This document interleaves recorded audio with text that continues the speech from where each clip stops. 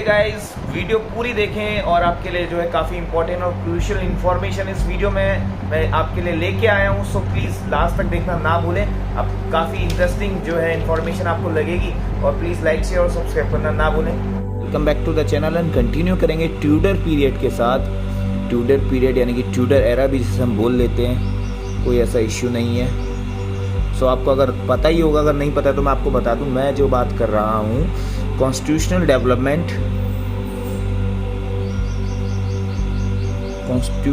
Development of England.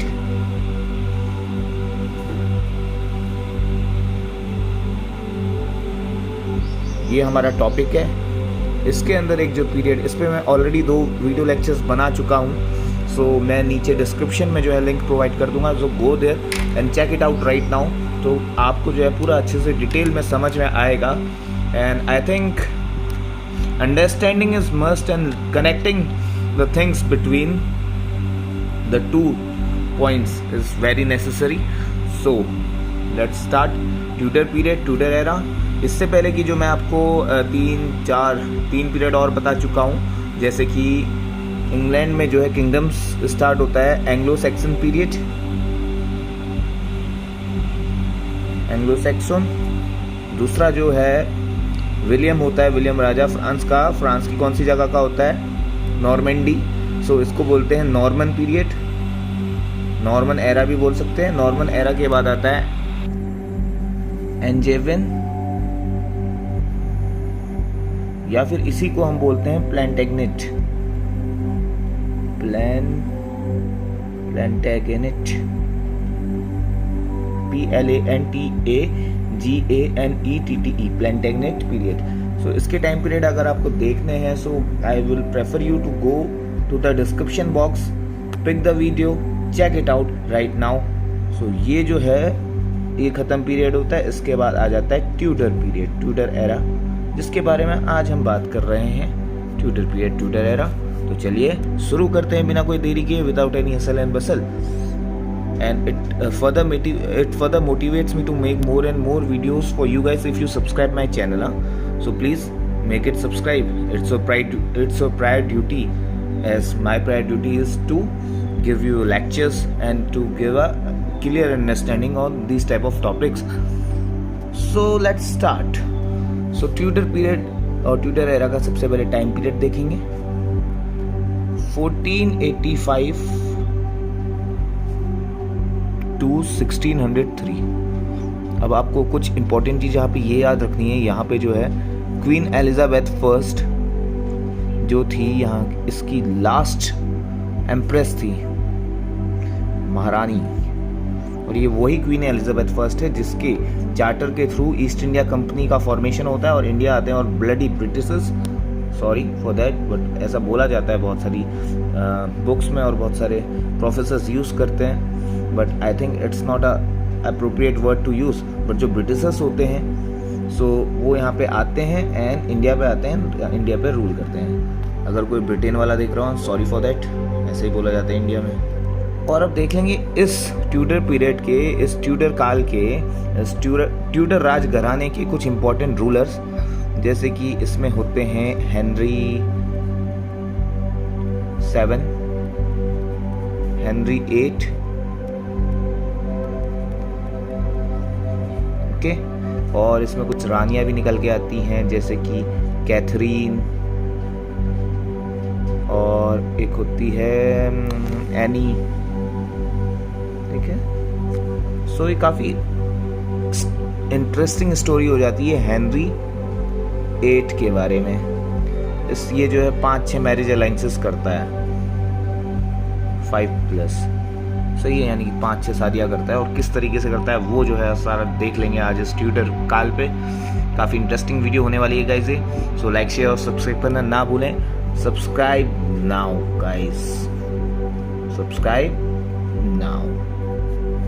ये मेरा आपसे एक दरख्वास्त है, मेरी रिक्वेस्ट है। So please let be done from your side. और एक सबसे इम्पॉर्टेंट चीज़ आपको अपनी जहन में रखनी है, वो होता है कि इन सारे पीरियड में जो भी मैंने अभी तक ये बताया आपको, ये सारे पीरियड में यहीं से शुरू हो जाती है। There is a conflict between monarchy and parliament. तो हम क्या लिखेंगे कि कॉन्फ्लिक्ट यानी कि मुठभेड़ रहती है, दोनों में अनबन रहती है, conflict between monarchy and parliament.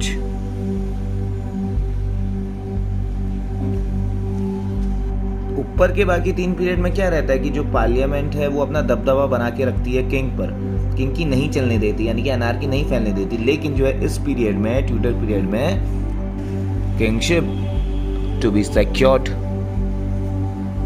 यानी कि यहाँ पे जो है पार्लियामेंट कोई अपना डोमिनेंट पावर नहीं दिखा सकती है किंग पे, यानी कि किंग जो है सर्वोपरि है, सोवरेन है, किंग की चलेगी, किंग जो कहेगा वो बोलेगा। तो ऐसा होता भी है, ठीक है। सो देखेंगे कैसे होता है। अब राजा अगर किसी अपने राज्य को चलाएगा, अकेले तो नहीं चला सकता है, तो इसमें जो है क्या होता है कि जो क्यूरियल लेजिस है ना, क्यूरियल लेजिस, इसको भी जो है काफ़ी सारी मतलब फैसिलिटीज़ वगैरह प्रोवाइड की जाती है, बस शर्त ये है कि ये जो है अपना राज नहीं चलाएगी किंग के ऊपर। क्यूरियल एजेस भी जो है काफ़ी अच्छा है, इसमें परफॉर्मेंस होता है, काफ़ी अच्छा है, इसमें इम्प्रूवमेंट होता है। क्यूरियल एजेस क्या है, एक लॉ मेकिंग बॉडी है, होती है उस समय, जो आज की डेट में आप पार्लियामेंट देखते हैं ना, तो वही जो है क्यूरियल एजेस है, एक पार्लियामेंट टाइप की समझ लीजिए। अब आपको पता है कि इंग्लैंड में जो है ऐसे रिटर्न तो है नहीं कुछ, है ना, रिटर्न लॉज वगैरह ज़्यादातर तो है नहीं, तो जो वहाँ के कॉमन लॉ है, ठीक है, जो कि वहाँ प्रिवलेंट है। सो ट्रेडिशंस वगैरह पे जो भी बेस्ड है, तो वो चीज़ यहाँ प्रेवलेंट है। इसका जो है काफ़ी डेवलपमेंट होता है, कॉमन लॉ डेवलपमेंट इसी पीरियड में, ठीक है गाइस, ये ट्यूडर पीरियड पे। अब जो है साथ पे लोकल सेल्फ गवर्नमेंट भी फॉर्म हो जाती है यहाँ पर, लोकल सेल्फ गवर्नमेंट,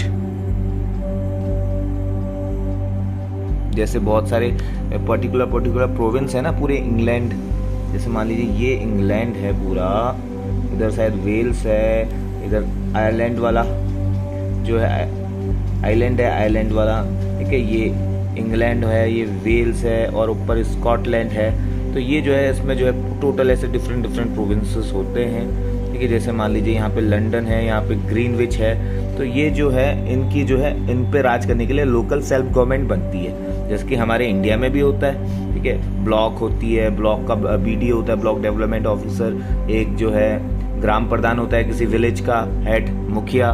तो ऐसे ही करके समझ लीजिए कि लोकल सेल्फ गवर्नमेंट का जो है यहाँ पे फॉर्मेशन हो जाता है। अब ये जो कॉन्सेप्ट है ना, हाउस ऑफ लॉर्ड, आपने सुना है कि जो ब्रिटेन की पार्लियामेंट है उसमें जो है 2 हाउसेस होते हैं, हाउस ऑफ लॉर्ड यानी कि अपर हाउस बोलते हैं जिसे, और हाउस ऑफ कॉमन यानी कि लोअर हाउस बोलते हैं जिसे।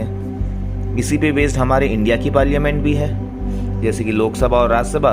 तो मान लीजिए ये अगर इंडिया के कंटेक्स्ट में बात करें तो ये राज्यसभा है, यहाँ पे ऐसा लिखना नहीं है, मैं आपको समझा रहा हूँ बस, और ये लोकसभा है, ठीक है, बस समझने के लिए, क्योंकि हम इसे बोल सकते हैं house of Lord, upper house, अगर आज के कंटेक्स्ट में देखें। और ये मैं जो है बात कर रहा हूँ इस पीरियड की, ठीक है। तो ये जस्ट आपकी अंडरस्टैंडिंग के लिए मैं बताता हूँ, इतना डिटेल में, ऐसा कुछ नहीं है। आप, मुझे पता है आप लोग को पता होगा, नहीं पता है ये सिर्फ उन लोग के लिए जिनको नहीं पता। सो ज्ञान ऐसी चीज़ है जो बांटनी चाहिए, एंड मेरे पर्सपेक्टिव से जो है मैं तो फैला ही दूंगा हर जगह, मुझे मौका मिले तो, आप लोग का सपोर्ट मिले तो ये जो है अपर हाउस हो गई, हाउस ऑफ लॉर्ड, और हाउस ऑफ कॉमन क्या हो गई, लोअर हाउस, ठीक है। तो इस पे मत जाइएगा राज्यसभा लोकसभा, ये तो मैं समझाने के लिए कर रहा था कि अगर आप इंडिया से देख रहे हैं, आई होप कि सारी ऑडियंस इंडिया से ही होगी, तो आपको काफ़ी अच्छे से समझ में आ जाए, ठीक है। तो भैया हाउस ऑफ लॉर्ड और हाउस ऑफ कॉमन का फॉर्मेशन हो जाता है ट्यूडर पीरियड पर, और अभी हम देखते हैं कि जो है हाउस ऑफ लॉर्ड ज़्यादा पावरफुल है, हाउस ऑफ कॉमन जो है क्या थोड़ा सा लेस पावरफुल है in context to power and all. So अब ये आज के कंटेक्स्ट में, लेकिन उस समय जो है ये बोथ वर इक्विवेलेंट, ठीक है। तो जब हम एग्जाम में लिखेंगे तो हम ऐसे करके लिखेंगे, ठीक है, both were equivalent on that time, और आज का सिनेरियो थोड़ा सा डिफरेंट है। तो ये सब तो था थोड़ा सा कुछ इंपॉर्टेंट इन्फॉर्मेशन जो आपको लिख सकते हैं आप अपने एग्जाम में। अब मैं थोड़ी सी एक इंटरेस्टिंग स्टोरी बता दूं इस हेनरी 8 के बारे में। तो हेनरी 8 जो था हेनरी 7 का बेटा था, हेनरी 7 का बेटा था हेनरी 8, और ये करता है बहुत सारी शादियाँ, और काफ़ी इंटरेस्टिंग स्टोरी है। तो बने रहिए, चैनल को लाइक शेयर और सब्सक्राइब करना ना भूलें गाइस। तो चलिए शुरू करते हैं। हेनरी 8 जो ट्यूडर एरा का, ट्यूडर पीरियड का एक राजा है, इंपॉर्टेंट राजा हो जाता है क्योंकि ये जो है बहुत सारी शादियाँ करता है, मैरिज अलाइंसेस करता है। इसके जो पिताजी होते हैं हेनरी 7, ये भी ऐसे ही करते हैं। क्यों? ताकि अपने स्टेट को पावरफुल बनाने के लिए, है ना, इकोनॉमिक गेन करने के लिए। तो बहुत सारी चीज़ें होती हैं, बहुत सारे पर्सपेक्टिव से देखी जाती है। किसी भी स्टेट को चलाने के लिए अगर कुछ भी काम करना पड़ता है तो बहुत सारी चीज़ें देखनी पड़ती है, इंटरनेशनल रिलेशंस जो है बनाने पड़ते हैं, बहुत सारी तमाम चीज़ें होती हैं। तो फिलहाल अभी आप जो है इतना ही समझिए, ये आपके लिए काफ़ी आई थिंक। तो अगर हम हेनरी 8 के बारे में यहाँ पर पढ़ रहे हैं तो हम सबसे पहले ये जानेंगे कि हेनरी 8 जो है राजा बना कैसे। तो देखिए, इंग्लैंड में जो है 2 टाइप के हाउसेस हुआ करते थे, जैसे हाउस ऑफ लॉर्ड और हाउस ऑफ कॉमन है। सो वैसे उस समय जो है हाउस ऑफ लैनचेस्टर और हाउस ऑफ यॉर्क हुआ करते थे, इससे पहले, ट्यूडर पीरियड से पहले, ठीक है। तो भैया क्या है कि 2 हाउसेस हुआ करते थे, जैसे हाउस ऑफ लैनचेस्टर और दूसरा हाउस क्या था, हाउस ऑफ यॉर्क। ओके, तो भैया ये हो गया आपका second House of York, House of Lancaster. अब जो होता था, इन दोनों की आइडियोलॉजीज ना डिफरेंट होती थी। जैसे कि हमारे पार्लियामेंट में भी होती है, एक अपोजिट पार्टी होती है और एक रूलिंग पार्टी होती है। तो कभी भी अगर रूलिंग पार्टी कोई ऐसे डिसीजंस लाती है तो उसको अपोज कौन, मतलब जो कि कॉन्ट्ररी होता है लॉ के अकॉर्डिंग, तो उसको अपोज करता है कौन, अपोजिंग पार्टी, वो जो है माइनॉरिटी पार्टी होती है। तो वैसे यहाँ पे भी होता था, हाउस ऑफ लैनचेस्टर और हाउस ऑफ यॉर्क, इन दोनों में जो है इनकी आइडियोलॉजी काफ़ी डिफरेंट रहती थी। और इनके जो मेंबर्स होते थे उनमें भी काफ़ी जो है डिफरेंसेस रहते थे, क्योंकि जो है बेसिकली जो हाउस है किससे, मेंबर से ही तो चलता है। तो हाउस ऑफ लैनचेस्टर के जो मेंबर थे, जैसे कि हेनरी 4, यानी कि परदादा किसके, हेनरी 8 के, जिसके बारे में हम बात कर रहे हैं, हेनरी 4, ऐसी तमाम हेनरीज आते हैं। हेनरी 7, जैसे कि मैंने आपको बताया था कि हम ये भी मैरिज अलाइंसेस करते हैं और अपने स्टेट को काफ़ी हद तक कंट्रोल करके रखते हैं। फिर हेनरी 7 के बाद जो डेथ हो जाती है, हेनरी 8 आ जाते हैं, ठीक है। तो ये जो है मेंबर्स होते हैं इसके हाउस ऑफ लैनचेस्टर के, काफ़ी पुरानी परंपरा है गाइस इंग्लैंड की। तो हाउस ऑफ यॉर्क में जो है कुछ मेंबर्स होते हैं, जैसे कि एडवर्ड 4, एडवर्ड 5, रिचर्ड 3, ठीक है। सो हमें जो है फोकस करना है मेनली इस वाला जो ये जो मेंबर है, रिचर्ड 3, कि ये शायद में जो है मेंबर्स तो होती थी, इनके पास जो अपनी एक मिलिट्री भी होती थी। और ये वाला जो मेंबर है हेनरी 8, इन दोनों के बीच में हो जाता है कॉन्फ्लिक्ट, ठीक है, हेनरी 8 और रिचर्ड 3 के बीच में।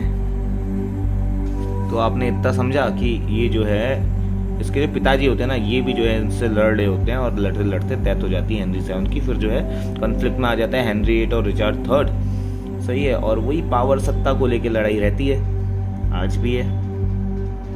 तो होता ये है कि जो है हेनरी 8 जो है जीत जाता है, ठीक है, लास्ट में अपने पापा का बदला लेता है, दादा का, भाई का, सबका बदला लेता है। हेनरी 8 रिचर्ड 3 को हरा देता है, अपनी सेना को लेके जाता है, मार देता है रिचर्ड 3 को, धुड़ुम धुड़ुम धूमधाम। सो उसके बाद जो है ये हार जाता है, इट गॉट डिफीटेड, और हेनरी 8 गॉट विक्टोरियस, इसकी हो जाती है विक्ट्री। सो अब हेनरी 8 जैसे ही जो जीत जाता है, तो जो है 1485 यानी कि 1485 में जो ये कॉन्फ्लिक्ट चलता आ रहा था 1485 से लेके 1509 तक, ऑफिशियली जो है 1509 में ये पूरा कंट्रोल ट्यूडर पीरियड के उसमें, ट्यूडर वंश के उसमें आ जाता है, ट्यूडरों के उसमें। ये है, इसका नाम होता है हेनरी ट्यूडर, ठीक है, और कुछ नहीं है, ये इनकी कास्ट होती है ट्यूडर। हेनरी 8, हेनरी 7, तो हेनरी 7 जो है ये 1485 से फाइट कर रहे होते हैं, फाइट होती है 1509 में, पूरी तरीके से कंट्रोल किसके हाथ में आ जाता है, हेनरी 8 के हाथ में आ जाता है। तो इस तरीके से हेनरी बन गया राजा, हेनरी ट्यूडर। सो इस राजा की अब हम बात करेंगे, इस राजा की शुरू हो जाती कहानी, और ये बनाता है बहुत सारी रानी।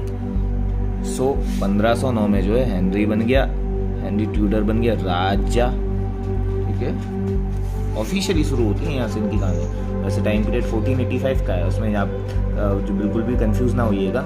तो कहानी शुरू होती है कहाँ से, ये जो कॉन्फ्लिक्ट होता है ना बोथ हाउसेस के बीच में, House of Lancaster versus House of York, यहाँ से कहानी शुरू होती है। हेनरी 8 लड़ते लड़ते अपने प्राण त्याग देता है, हेनरी 8 जो है अपनी फिर पापा का बदला लेता है, और टोटल जो है ओवरऑल 1509 पर कब्जा जमा लेता है और हेनरी 8 बन जाता है राजा। अब ये जो है अपने काम करता है राजा वाले, शुरुआत में तो ठीक ठाक चल रहा होता है। तो अगर आप देखेंगे लोकेशन इंग्लैंड की, सो ये रहा, यस, ये रहा लंदन, ठीक है, इंग्लैंड, यूनाइटेड किंगडम, यहीं पे स्कॉटलैंड, वेल्स, आयरलैंड, ये सब है। जो नीचे देख लीजिए ये है फ्रांस, स्पेन। तो इन 3 कंट्रीज़ के बीच में काफ़ी क्लोज रिलेशंस रहते हैं, मैट्रिमोनियल अलाइंसेस रहते हैं। वो किस तरीके से रहते देखते हैं अभी। सो जो सारा खेल रहता है ना, कैसे यहाँ पे सत्ता का रहता है। देखिए जो हर कोई चाहता है ना कि हमारे घर में लड़का हो लड़की ना हो, तो वही चीज़ यहाँ भी चल रहा होता है कि हेनरी 8 की शादी हो जाती है कैथरीन से। तो देखिए मैरिज हो गई यहाँ पे, हेनरी 8 वेड्स, आपको कार्ड आएगा, ठीक है, हेनरी 8 वेड्स कैथरीन। शहनाइयाँ बज गई, शादी हो गई। कैथरीन के संग इसका पहले से लव अफेयर चल रहा होता है। अब मैं आपको बता दूं, हेनरी 8 का एक ब्रदर होता है, उसका नाम होता है आर्थर, ठीक है। आर्थर और हेनरी 8 दोनों हैं भाई भाई, ठीक है। अब हेनरी 8 और जब आर्थर है भाई भाई, तो आर्थर का लव होता है, लव भी होता है, और इसकी वाइफ बन जाती है कौन, कैथरीन। तो बेसिकली कैथरीन होती है एक विडो, ओके। तो ये चीज ध्यान में रखेंगे। कैथरीन किसकी बीवी होती है, पहले आर्थर की हो जाती है डेथ। अब जो है कैथरीन और हेनरी 8 के बीच में जो है शुरू हो जाता है सीन। तो अगर हम कैथरीन के बारे में बात कर ही रहे हैं, क्योंकि ये जो है इसके जो है दो होते हैं। तो कैथरीन जो होती है बेसिकली स्पेन की रहने वाली है। तो मैंने अभी आपको बताया था ना ग्लोब पे, तो स्पेन भी आता है। तो देखिए कैसे कनेक्ट करेंगे चीज़ों को। स्पेन की रहने वाली होती है कैथरीन, और कैथरीन के माताजी और पिताजी कौन होते हैं, किंग फर्डिनेंड और क्वीन इसाबेल। तो इन दोनों की पुत्री होती है कैथरीन। गाइस, इन दोनों का जो डाउनलोडिंग रिजल्ट होता है वो होती है कैथरीन। अब ये तीनों कहाँ के नेटिव हैं, स्पेन के। राजा कहाँ का है, इंग्लैंड का। अभी देखिए फ्रांस की जो लड़की है वो भी आती है सीन में, ठीक है। तो इंग्लैंड, स्पेन, फ्रांस, तो जो है तीनों ही बेहद इंपॉर्टेंट है। ये है फ्रांस, ये है स्पेन, ये है इंग्लैंड, ठीक है। तो ये जो है काफ़ी क्लोज भी हैं, अगर आप अच्छे से देखें तो लोकेशन कोई ज़्यादा दूर नहीं है। सो भैया आपने देख लिया कैथरीन के माताजी पिताजी। कैथरीन का जन्म होता है 1485 में, जब कौन संघर्ष कर रहा होता है, हेनरी के पिताजी, इसके ससुर जी ना, कैथरीन के जो ससुर जी होते हैं हेनरी 7, वो काफ़ी संघर्ष कर रहे होते हैं। किसके संग, रिचर्ड 3 के संग। रिचर्ड 3 कौन से हाउस का मेंबर था, हाउस ऑफ यॉर्क का। और दूसरा हाउस कौन सा था जिसके संग कन्फ्लिक्ट हो रहा था, वो था हाउस ऑफ लेंसेस्टर, ठीक है। इन दोनों के बीच में मैंने आपको बता दिया, अगर आपने देखा होगा, नहीं देखा तो पीछे वीडियो को बैक कीजिए और फिर देखिए हाउस ऑफ लेंसेस्टर। तो ये वाली जो चीज़ है, मैं ना हर एक चीज़ डिटेल में इसलिए बताता हूँ ताकि कोई भी जो है फंडा आपका छूटे ना। सो भैया 1485 में कैथरीन हो गई स्पेन पे। अब रिश्ता जाता है, कैथरीन बड़ी जब हो जाती है तो करीबन जो है ये 1509 आते 1509 में, जैसी एज सून एज हेनरी 8 राजा बन जाता है तो इसकी शादी करवा देते। तो देखिए गाइस, एलिजिबिलिटी काफ़ी ज़रूरी है किसी प्रिंसेस से शादी करने के लिए। तो 1509 में जो है इनकी हो जाती है मैरिज बिटवीन किसके बीच में, हेनरी 8 वर्सेस, मतलब वर्सेस नहीं, वेड्स कैथरीन, ठीक है। सो 1509 में दे गॉट मैरिड। अब ये जो हेनरी 8 होता है ये 1509 से पहले तो प्रिंस होता है ना, इसके पिताजी होते हैं, है ना। सो ये वाली बात है। और कैथरीन जो है ये होती है प्रिंसेस। तो राजकुमार और राजकुमारी की हो जाती है शादी। तो ऐसे करके आप समझ लीजिए, एज सून एज जो है प्रिंस की हो जाती है शादी तो प्रिंस तब्दील हो जाता है, राजा बन जाता है। तो कैसे शादी होनी भी बहुत ज़्यादा ज़रूरी है अगर आपको किसी रानी का राजा बनना है तो। और उसके लिए आपको करना पड़ेगा बहुत सारा संघर्ष, स्ट्रगल बोलते हैं जिसे। तो भैया अब शादी हो गई इनकी 1509 में। तो गाइस आपको ख्याल तो आ रहा होगा कि मैंने बोला था कि जो हेनरी 8 के जो ब्रदर थे आर्थर, जिनकी डेथ हो जाती है 1501 पर, तो मैंने बोला था कि ये उनकी वाइफ हुआ करती थी कभी कैथरीन। तो अब मैं बोल रहा हूँ 1509 में जो है इनकी शादी होती है। जी हाँ बिल्कुल, क्योंकि 1501 में जो है सिकनेस के कारण आर्थर की डेथ हो जाती है। अब राजगद्दी कौन संभालेगा, बड़ा बेटा तो वो है, मतलब जैसे कि बाबर होते हैं ना, तो बाबर अपने बेटे हुमायूं को, और हुमायूं के और भी बहुत सारे सिबलिंग्स होते हैं तो उनको अलग अलग बिठाता है। जैसे अशोक होते हैं ना, अशोक के पापा कौन होते हैं, बिंदुसार। तो बिंदुसार जो है अपने बेटे को अशोक, और एक दूसरा होता है सुमन, I think as far I remember, तो उनको अलग अलग जगह सौंपते हैं। और जो है सुमन इनकेपेबल होता है, अशोक को भेजते हैं रिवॉल्ट को सप्रेस करने में, और जो है अशोक बॉस मतलब सक्सेसफुल रहता है। तो वही सीन जो है यहाँ पर इंग्लैंड के कंटेक्स्ट में भी है कि 1501 में आर्थर की डेथ हो जाती है, और 1501 में जैसे ही आर्थर की डेथ हो जाती है तो ये कैथरीन हो जाती है विडो। और मैं आपको बता दूं, आर्थर तो 1501 में उसकी डेथ हो गई आर्थर की। 1491 में जो है हेनरी VIII, जिस राजा की हम बात कर रहे हैं, इसका जो है जन्म होता है। और कैथरीन का जन्म मैंने आपको बताया था 1485 में होता है। तो आप देखेंगे 6 साल बड़ी होती है कैथरीन आर्थर से, सॉरी हेनरी VIII से। सो ये चीज़ जब होती है तो 10 साल का हो जाता है जब इसके भाई की डेथ हो जाती है आर्थर की। तो ये चीज़ देखी जाती है कि क्या ये मतलब इतना कैपेबल है कि ये शादी, मतलब इनको जो है साथ में कोऑर्डिनेट कर सकते हैं, आपस में रह सकते हैं। तो नहीं, बिल्कुल नहीं, क्योंकि बच्चे होते हैं भाई, खेलने कूदने की उम्र होती है, तो अब कहाँ शादी वाला ये बंधन नहीं कर पाते ना, तो धीरे धीरे करके इनकी एक इंगेजमेंट टाइप की हो जाती है। और क्योंकि कैथरीन जो है स्पेन की प्रिंसेस तो है ही, मामूली लड़की तो है नहीं, तो इसलिए जो है रिस्पॉन्सिबिलिटी अब हेनरी VIII के पास चली जाती है कैथरीन को संभालने की। सो 1509 तक आते आते जो है हेनरी VIII थोड़ा बड़ा हो जाता है। कितने साल का हो जाता होगा, 18 साल का हो जाता है। एज सून ही बिकेम्स मेजर, तो उसके पिताजी जो उसकी शादी करवा देते हैं। पिताजी कौन है, हेनरी VII। सो ये सीन था, मैंने समझाने की आपको कोशिश की है। तो बढ़ते हैं वीडियो पे आगे, लाइक शेयर और सब्सक्राइब करना ना भूलें। शादी हो जाती है इनकी, और 1510 में जो है ये जन्म देते हैं एक बच्ची को, जिसकी डेथ हो जाती है, मतलब गर्भ में ही जो है डेथ हो जाती है। तो बहुत सारी तमाम कोशिशें करते हैं बट सक्सेसफुल नहीं हो पाते। सो आते आते 1516 का साल आता है, 1516 का। सो इनकी एक बच्ची और होती है, एनी बोलेन नहीं, मैरी ट्यूडर। तो मैरी ट्यूडर यहाँ पे जन्म लेती है, ठीक है। सो मैरी ट्यूडर जन्म लेती है, और अब भाई हेनरी VIII को जो है अपने राजवंश के लिए क्या चाहिए होता है, एक बेटा चाहिए होता है, जो कि कैथरीन इनकेपेबल होती है बेटा जो है बेटे को जन्म देने के लिए। जितना भी देखिए, पहले हमने देखा था 1510 के आसपास एक जो है बेटी जो जन्म लेती है उसकी डेथ हो जाती है, मतलब गर्भ में ही डेथ हो जाती है। तो 2-3 बच्चे ऐसे ही होते हैं, सो अनसक्सेसफुल रहते हैं, ठीक है, चाइल्ड बेयरिंग के मामले में। लेकिन 1516 में जो है सक्सेसफुली मैरी ट्यूडर हो जाती है, लेकिन फिर भी जो है मेल हायर यहाँ पर नहीं होता। तो मैरी ट्यूडर हो गई। इस मैरी ट्यूडर को हम रखेंगे थोड़ा सा साइड पे, क्योंकि बात चल रही है अभी लव अफेयर्स किसके बारे में, हमारे आज के राजा हेनरी VIII के बारे में बात चल रही है। तो यहाँ तक आपको कहानी समझ में आई हो, आपको सब कुछ समझ में आ रहा होगा। और गाइस मैं आपको बता दूं कि 1501 से लेके 1536 तक एक लेडी और होती है इनकी राजघराने में, और वो लेडी होती है फ्रांस की, जिसका नाम होता है एनी बोलेन, ठीक है। अब ये एनी बोलेन क्या होती है, एक मेड टाइप की होती है इनके मतलब महल पे, जो कि रानियों की देखभाल करती है। और इनको एक पर्टिकुलर टर्म दिया जाता है, लेडीज इन वेटिंग, ठीक है। ये जो टर्म है ये दिया जाता है, जो कि क्वीन की टेक केयर करने के लिए रखी रहती ना, आया दाया, तो वही वाली चीज है। तो ये होती है फ्रांस की। आपको पता है कि लोग कैसे होते हैं, एकदम ब्यूटीफुल सी, प्यारी सी, क्यूट सी। सो ये वाली बात है।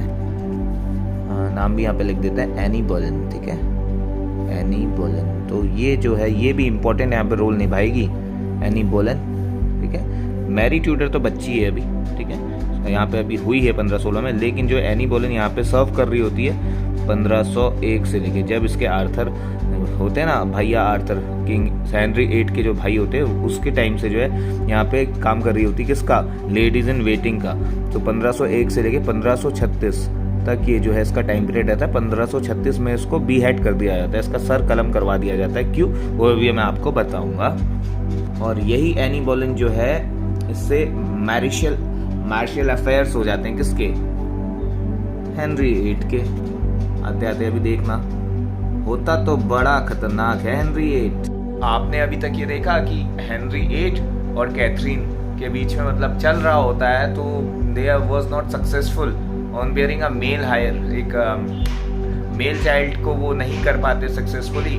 सो फीमेल होती है जिसका नाम होता है क्या, जिसका नाम होता है मैरी ट्यूडर, ठीक है। तो मैरी ट्यूडर होती है बट उनको चाहिए होता है एक मेल हायर। सो ऐसे चलते चलते चलते जो है अब अफेयर हो जाता है किसके बीच में, हेनरी VIII और जो उनकी लेडी इन वेटिंग होती है ना, मेड फ्रांस की, मैंने क्या नाम बताया था, एनी बोलेन। सो एनी बोलेन और हेनरी VIII के बीच में हो जाता है अफेयर। अब अफेयर शुरू हो जाता है, अफेयर होते होते होते बहुत कुछ हो जाता है।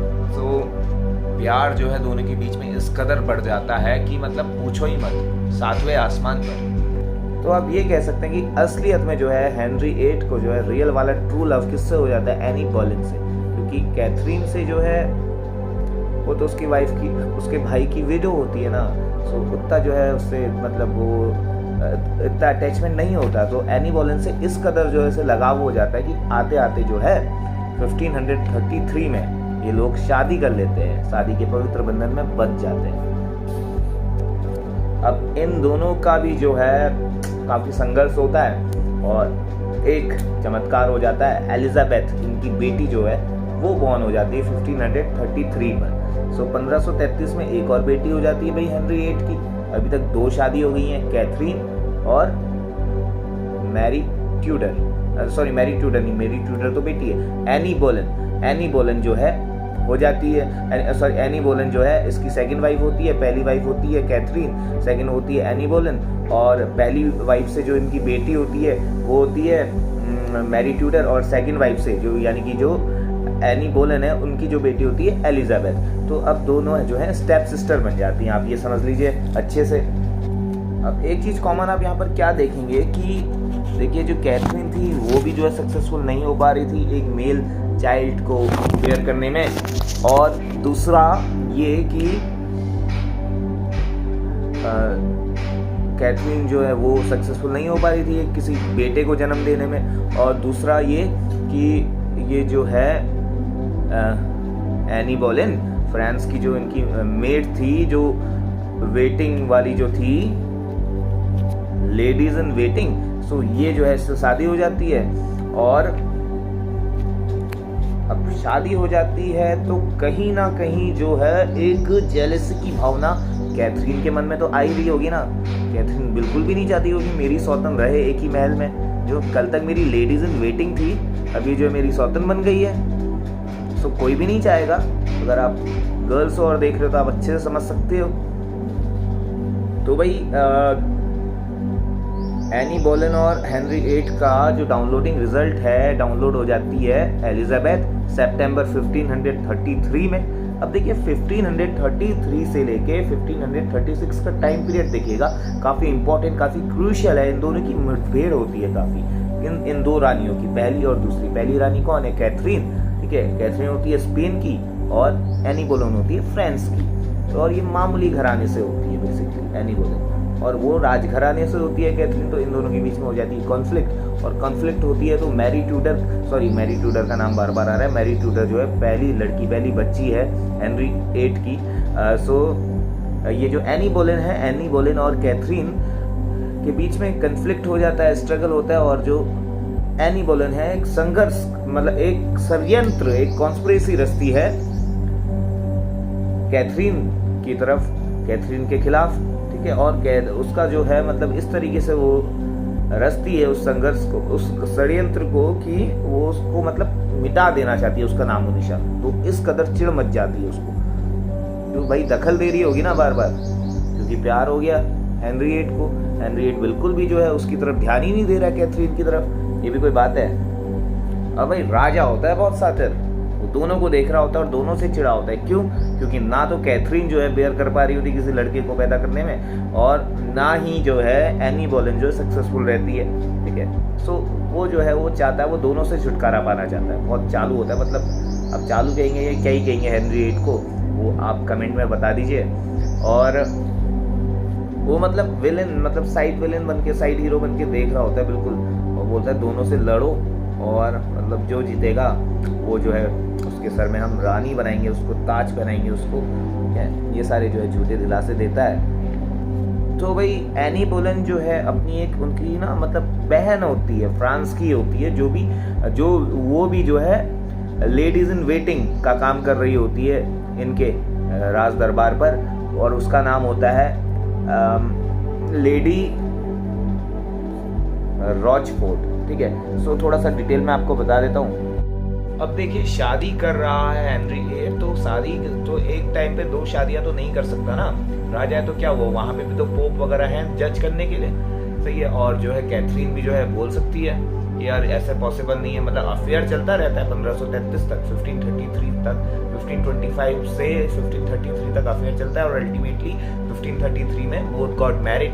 कौन? हेनरी VIII और एनी बोलेन, ठीक है। सो ये चीज जो है कैथरीन देख रही होती है, और कैथरीन से वैसे ही गुस्सा होता है हेनरी VIII, क्योंकि वो जो है एक मेल चाइल्ड बियर नहीं कर पा रही होती है, तो वो अब डिवोर्स लेने की सोचता है। क्यों? क्योंकि उसे करनी होती है मैरिज, किससे?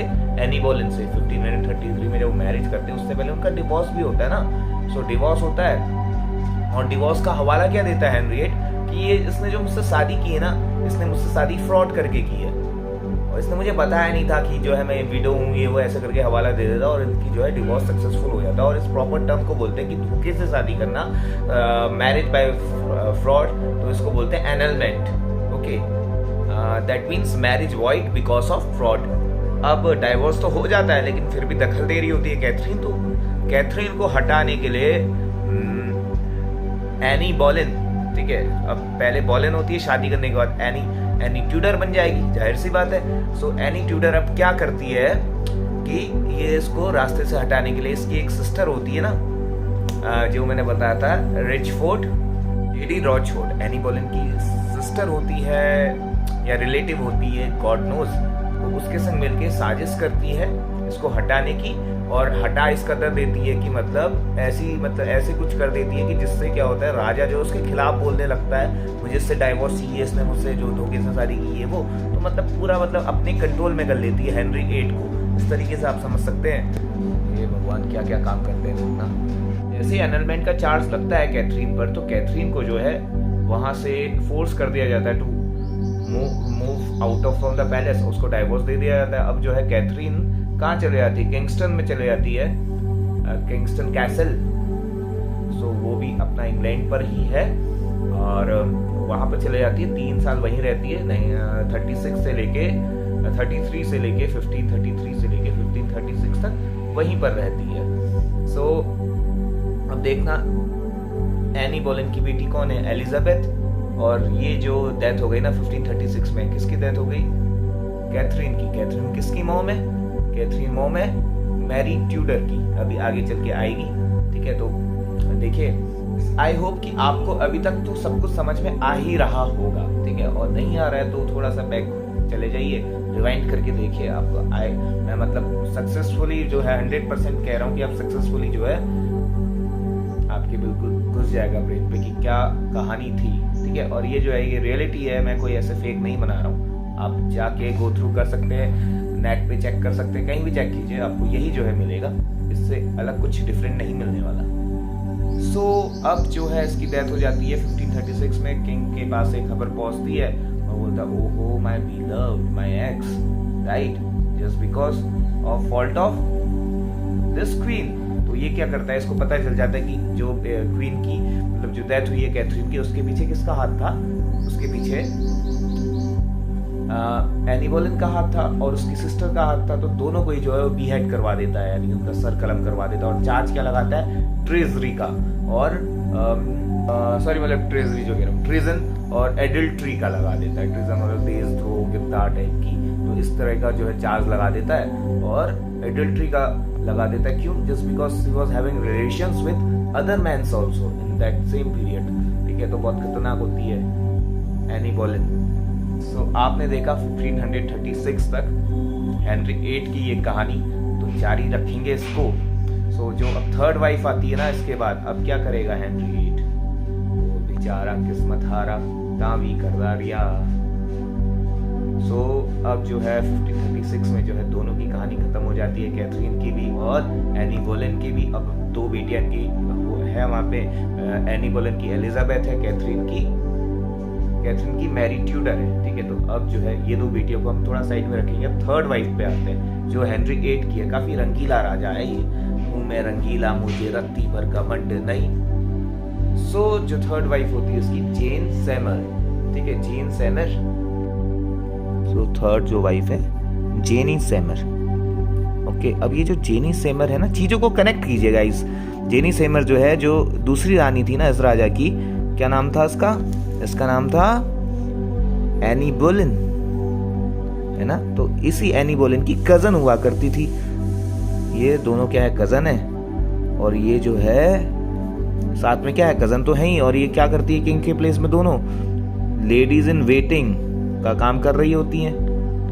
ओके, अब एज सून एज जो है, पहले जो एनी बोलेन होती है वो लेडीज इन वेटिंग का काम कर रही होती है किसके अंडर, वो इस रानी के लिए कर रही होती है। क्या नाम होता है रानी का नाम है Catherine of argan. Catherine of argan भी बोला जाता है, इसे आप नेट पे देख लीजिएगा। एरेगन इसलिए क्योंकि एरेगन एक जगह है, मैंने बताया था कैथरीन स्पेन की होती है। तो स्पेन का जो मान लीजिए पोर्शन है, तो जैसे ये स्पेन है, इसका जो नॉर्थन ईस्टर्न पोजीशन है ना, यहाँ कहीं पे जो है नॉर्थ ईस्ट, जैसे अपने इंडिया पे नॉर्थ ईस्ट है, यहाँ कहीं पे इस वाली पोजीशन पे जो पॉइंट आउट दिख रहा है, इस जगह पे जो एरेगन प्लेस है, यहीं की ये रानी होती है। तो इसलिए बोलते हैं इसे कैथरीन ऑफ एरेगन। सो दूसरी होती है एनी बोलेन, थर्ड होती है जेनी सैमर। अब एक फैक्ट मैं आपको ये बता दूं, जो जेनी सैमर होती है, इन दोनों की जो है लेडीज इन वेटिंग रहती है। पहले इसको भी सर्व करती है और बाद में एज जब ये लेडीज इन वेटिंग से एनी बोलेन बन जाती है क्वीन, तो एनी बोलेन को भी सर्व करती है। अब नंबर आ गया किसका, इसका खुद का आ जाता है जेनी सैमर का, जेन सैमर। सो राजा बहुत चालाक, तो 1536 में जैसे इसको डाइवोर्स देता है, मतलब 1533 में जो है कैथरीन को डाइवोर्स देता है, 1536 में जो है इस पे चार्ज लगा देता है एनी बोलेन पे, और 1536 में दोनों की डेथ भी हो जाती है। इसको बीहेड करवा देता है और ये नेचुरली इसकी डेथ होती है कैंसर से। सो 15 जैसे ही सुन ये दोनों वाइफ का जो है कहानी चैप्टर क्लोज हो जाता है, तो 1536 में अपनी थर्ड लेडीज इन वेटिंग से जो है मैरिज कर लेता है 1536 में, और एक साल बाद ही जो है इनका भी नतीजा निकल जाता है, और इनके बीच से जो रिजल्ट निकलता है वो है एडवर्ड 6, ठीक है, एडवर्ड 6। तो ये वाली चीज है, आपने देखा। अब जो है हेनरी 8 के 3 बच्चे भी हो गए, 2 बेटियां 1 बेटा। 2 बेटियां कौन कौन सी, पहली तो जो कैथरीन से हुई थी, कैथरीन से कौन सी बेटी हुई थी, कैथरीन से जो हुई बेटी था उसका नाम था मैरी ट्यूडर। इन चीजों को ना आप कनेक्ट कीजिएगा। एनी बोलेन से बेटी हुई थी, उसका नाम था एलिजाबेथ। और जो जेन सैमर से बेटा हो गया फाइनली, जो बेटा चाह ही रहा था, एडवर्ड 6, ठीक है। तो अब जैसे ही एडवर्ड 6 को ये जन्म दे रही होती है ना, तो इस जेन सैमर की डेथ हो जाती है। तो Jane Seymour died from complication of birth. तो ये टर्म तो आप समझ ही रहे होंगे ना। तो आई थिंक तो आप समझदार हैं कि हर एक चीज आपको समझाने की जरूरत ना पड़े मुझे, है ना। होता कुछ नहीं, बस टाइम वेस्ट होता है। तो आप ऐसा समझ लीजिए, कॉम्प्लिकेशन मतलब परेशानी हो जाती है बर्थ देते वक्त। जब एडवर्ड 6 का जन्म दे रही होती है, तो वो होता है ना वो सीन की या तो बच्चा या माँ में से दोनों में से कोई एक बचेगा, तो वही वाला सीन है कि यहाँ पे जो है मम्मी की हो जाती है डेथ एडवर्ड 6 की, यानी कि हेनरी 8 की जो थर्ड वाइफ होती है जेन सैमर, इनकी हो जाती है death due to complication of birth, ठीक है। आई होप कि आप सबको समझ आ रहा होगा वेरी इजीली, और अगर आ रहा है तो लाइक शेयर और सब्सक्राइब करना ना भूलेगा गाइस। अब एक इम्पॉर्टेंट चीज इससे, ये जेनी सैमर से इसकी थर्ड वाइफ है, इसको जो है इसकी जो मतलब समझ लीजिए, इसको जो बरी किया जाता है ना, इसको जो दफनाया जाता है, शी वाज बरीड एट कौन सा था, सेंट जॉर्ज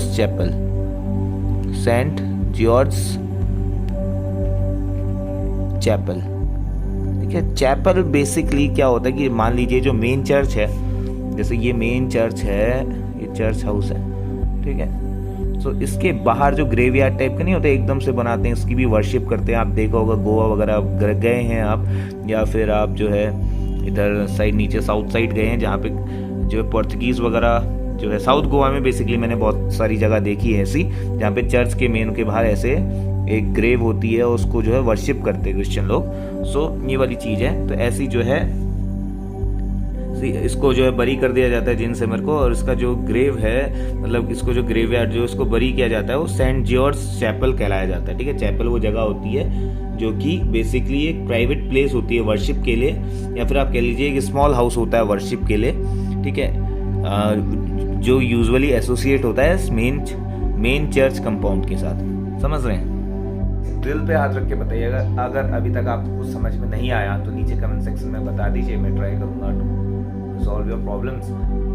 और आई होप कि यार मैं इतना मतलब क्लियरली आपको बता रहा हूँ तो समझ में आ ही रहा होगा। सो इसके बाद देखिए क्या होता है कि 3 रानियां जो है तीनों की डेथ हो जाती है। अब जो है चौथी रानी से शादी करने की कोशिश कर रहा होता है। 1537 में जो है इसकी डेथ हो जाती है। थर्ड इसकी जो वाइफ होती है, वाइफ का क्या नाम होता है? जेन सेमर। जेन सेमर बेसिकली कुछ नहीं होती, एक सर्वेंट टाइप की होती है, और सो कर लेता है। कुछ कंडीशंस रही होगी उसके साथ भी, ऐसे मजाक नहीं बनानी चाहिए किसी की भी रंगीला ये हो। सो वो तो मैं बस ऐसे ही कह रहा था। तो कुछ ना कुछ कंडीशंस उसके साथ भी रही होगी, तो जिस कारण उसे शादी करनी पड़ी होगी। क्योंकि आप देख रहे हैं कि 1491 में जो है हेनरी 8 का जन्म होता है, और 1491 से 1437 तक वो करीबन 46-47 ईयर्स का हो जाता है। तो मतलब अब क्या ही रंगीलापन दिखाएगा, है ना? तो 37 से लेके 39 तक वो 2 साल के लिए जो है अब थोड़ा सा स्टेबल टाइप का रहता है, मतलब ना किसी को शादी करता है ना वो सदमे में सा रहता है। ठीक है, परेशान रहता है काफी। अब यहीं पे इसका एक मिनिस्टर होता है जिसका नाम आपने जानते होंगे, जिसे सुना होगा, द वेरी फेमस थॉमस क्रॉम्वेल। ठीक है, इसकी मैं अगर डेट ऑफ बर्थ बताऊं आपको तो 1485 से 1450 तक इसका जो है पूरा टेन्योर रहता है। 1485 से 1540 तक। ठीक है, मैं कोशिश करता हूँ आप लोग को जो है डेट बताने की, एग्जैक्ट नहीं हो पाता, बट फिर भी जो है मैं एग्जैक्ट ही बताता हूँ। थोड़ा सा मिस्टेक हो जाती है ना बोलते बोलते, so sorry for that. So Henry 8 का ये एज अ चीफ मिनिस्टर सर्व कर रहा होता है। ठीक है, क्रॉम्वेल, थॉमस क्रॉम्वेल। सो ये इसकी खासियत मैं आपको बता दूं, he was a eminent English lawyer. ये जो है एक लॉ का ज्ञाता होता है, यानी कानून की ये अच्छी नॉलेज होती है, तो इसलिए जो प्राइम मिनिस्टर की पोजीशन में सर्व कर रहा होता है यहाँ पर। अब ये भी काफी चिंतित रहता है राजा के लिए, और ये क्या बोलता है, इसको सजेस्ट करता है कि यार तुम एक काम करो मेरे भ्राता, मेरे प्रिय बंधु, कि तुम एक काम करो, तुम शादी कर लो। अभी फ्रांस स्पेन को छोड़ो, यूरोपियन यानी कि जितनी भी यूरोपियन कंट्रीज है उनमें से मैं तुम्हारे लिए मैं ढूंढ के लाऊंगा ना, तुम्हारा भाई है ना, मैं तेरा भाई नहीं है। यही बोलता है क्रॉम्वेल हेनरी 8 को कि यार मैं तुम्हारे लिए जो है ढूंढ के लाऊंगा। और वो जो है 2 तस्वीरें लेके आता है बकायदा, और वो 2 तस्वीरें होती हैं एनी और अमेलिया। तो गाइस स्टे ट्यून्ड, एनी और अमेलिया कौन थी जानेंगे अगले एपिसोड में। मजाक करो, नेक्स्ट वीडियो बनाऊंगा उसमें बनाएंगे, क्योंकि ये वीडियो की लेंथ काफी लंबी हो रही है। आई होप कि अगर इतना मैंने आपको बता दिया, आपको इंटरेस्ट आ रहा है, तो आप अगली वीडियो भी जरूर देखेंगे। जानने के लिए उत्सुक हैं तो बिल्कुल जाइए और चैनल चेकआउट कीजिए। ऐसी तमाम बहुत सारी वीडियोस मैंने क्रिएट की हुई है जिसमें क्लियर अंडरस्टैंडिंग से मैंने हर चीज बताई हुई है। यही नहीं, इंडिया के कंटेक्स्ट में भी कि बाबर कैसे आया था, क्यों आया था, इस्लाम जो है इंडिया में कैसे आया था, एक पूरा क्लियर कॉन्सेप्ट लेके मैं चलता हूँ अपने चैनल पे। चाहे कोई भी आप वीडियो देख लीजिए, आप कहीं भी कोई दिक्कत, कोई तकलीफ कुछ नहीं होगी। अगर होती है तो नीचे कमेंट सेक्शन में मुझे बताइए। मैं आपके लिए यहाँ पे 24 घंटे तक पर बैठा हूँ। As soon as I will be receiving the notification from your side, I will try to resolve all your problems, all your जो भी आपकी दुविधा है उसको दूर करने में मैं सक्षम रहूंगा, ये मुझे विश्वास है काफी। सो प्लीज लाइक शेयर और सब्सक्राइब करना ना भूले मेरे चैनल को, और मतलब खासकर सब्सक्राइब करना ना भूले मेरे चैनल को। वीडियो को लाइक करें, शेयर करें और अपने दोस्तों तक फैला देगा, इस आग लगा दें, क्योंकि मैं तहे दिल से आपका शुक्रिया करता हूँ कि आप लोग बने हुए हैं इस चैनल पे और जो है देख रहे हैं और अपने कॉन्सेप्ट को क्लियर कर रहे हैं। और आई होप एक दिन वो जरूर आएगा जिस दिन हर कोई बोलेगा कि फंडा क्लियर है sir. So thanks to all of you, bye.